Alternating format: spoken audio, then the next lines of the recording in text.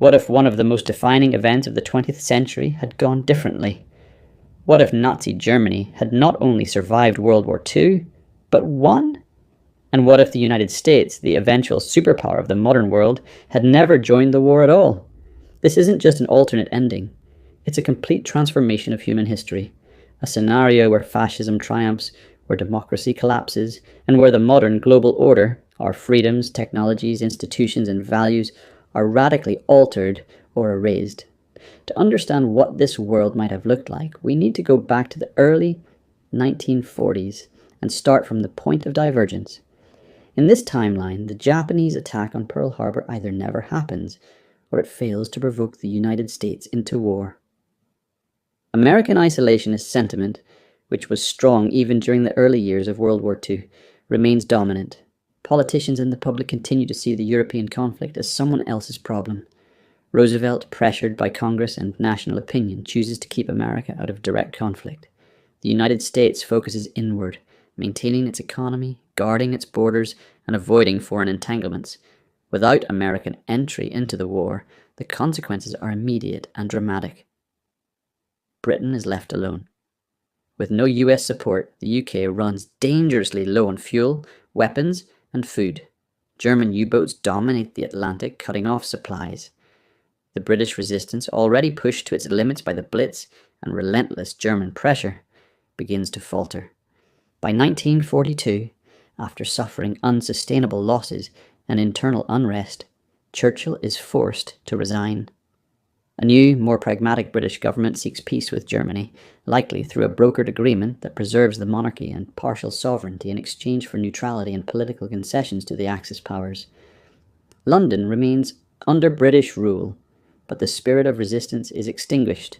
Britain is effectively neutralized, and Western Europe is fully under Axis influence. Meanwhile, Hitler turns his full attention to the Soviet Union. In our real history, Operation Barbarossa, the invasion of the USSR, was one of Hitler's greatest miscalculations. The brutal winter, vast distances, and Soviet resilience halted German progress, but in this alternate timeline, with no Western front to distract him and no need to divert resources to Africa or the Atlantic, Hitler pours everything into the Eastern campaign. German troops reach Moscow before the winter of 1941. Stalin's government collapses. Soviet leadership splinters. Millions are taken prisoner or flee eastward. The Red Army, now fragmented and leaderless, cannot mount effective resistance. Nazi Germany seizes control of key Soviet territories: Ukraine, Belarus, the Caucasus, and Western Russia. Now the Nazi regime enforces its vision of Lebensraum, living space, in the east. German settlers are sent in. Slavic populations are pushed out, enslaved, or exterminated. A systematic campaign of ethnic cleansing begins. Ghettos, concentration camps, forced labour projects. This isn't just expansion, it's genocide, on an even more massive scale than in our timeline. Without international oversight or resistance, these atrocities are hidden or justified by Nazi propaganda. By 1943, the Third Reich stretches from the Atlantic Ocean to the Ural Mountains. Hitler's dream of a continental empire is realized. Berlin becomes the de facto capital of Europe. Fascist satellite states in France, Italy, the Balkans, and Scandinavia are loyal or subdued. Europe becomes a fortress under totalitarian rule. Where dissent is crushed, freedom is extinguished, and the Nazi ideology shapes every aspect of life.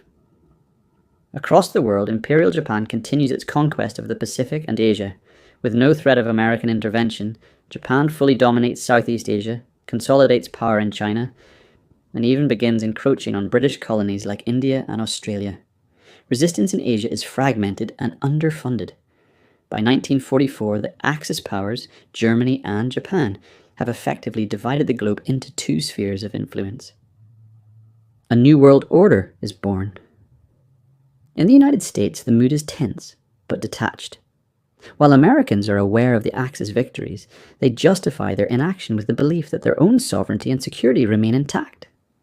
The US economy thrives from wartime production and trade, but politically, it becomes increasingly isolated.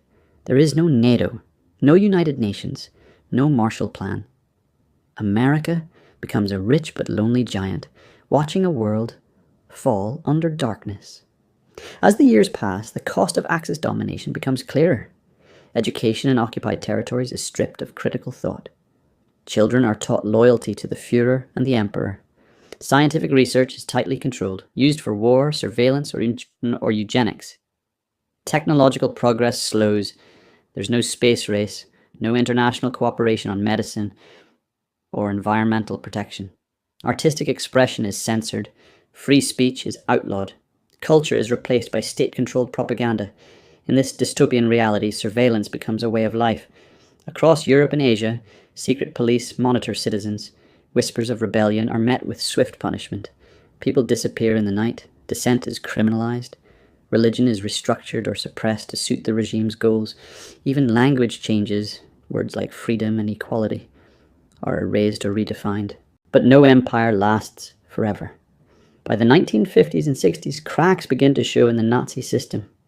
Maintaining control over such vast territories becomes expensive and chaotic. Resistance movements slowly begin to grow, especially in Eastern Europe and the former USSR. Small rebellions flare up, quickly crushed, but their spirit lingers. Underground education networks spread banned literature and ideas. Radio signals from neutral countries deliver news of the outside world. In the absence of an American-led liberal order, other nations begin to take sides. South America becomes a battleground of ideologies. Some countries lean toward fascist alignment, others toward neutrality. Africa remains under colonial control or Axis domination. The Middle East, with its oil wealth, is torn between Japanese influence and German expansion. No single nation emerges to unify or liberate. The world becomes fragmented, paranoid, and hyper-militarized. In this timeline, nuclear weapons still emerge, but they are first developed by Nazi scientists. Without the Manhattan Project or the race against time in the real 1940s, nuclear development is slower and more secretive. But eventually, Germany detonates its first atomic bomb, perhaps in the early 1950s. The world now lives under the threat of a fascist nuclear power, unchecked by any democratic rival. Back in the United States, public opinion begins to shift. As stories of global oppression leak through, younger generations grow restless. Isolationism, once seen as wisdom, is now viewed as cowardice. Political factions emerge. Some still advocate neutrality, while others demand intervention. But by now, the Axis powers are too powerful to confront alone. America's moment of opportunity has passed. The question becomes, how does a free society live in a world dominated by tyranny?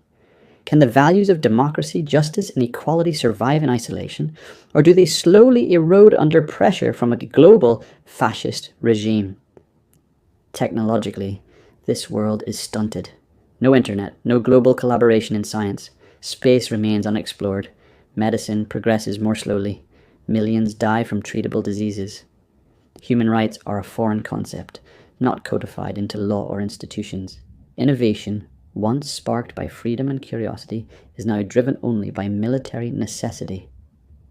Even decades later, the legacy of this alternate history is profound. Humanity lives in fear, not progress. The dream of global cooperation never materializes, and all of it stems from one critical moment, the United States deciding not to enter the Second World War. This isn't just a cautionary tale, it's a reflection on how fragile civilization can be. History is not guaranteed to move forward. Progress is not inevitable. It is built on sacrifice, choice, and the courage to stand against tyranny, even when the odds seem impossible. We often look back at World War II and see it as a necessary evil, a time of great suffering, but also great heroism. But in this alternate timeline, without intervention, heroism never gets its chance. And evil is not defeated, it thrives. The world we live in today, for all its flaws, was shaped by resistance to fascism, by coalitions that chose to fight, and by nations that refused to stand by. This alternate world reminds us of the price of silence, of what happens when good people do nothing, and so we return to our question, what if Hitler had won and America never joined the war? The answer is clear. The world would not just be different, it would be unrecognizable.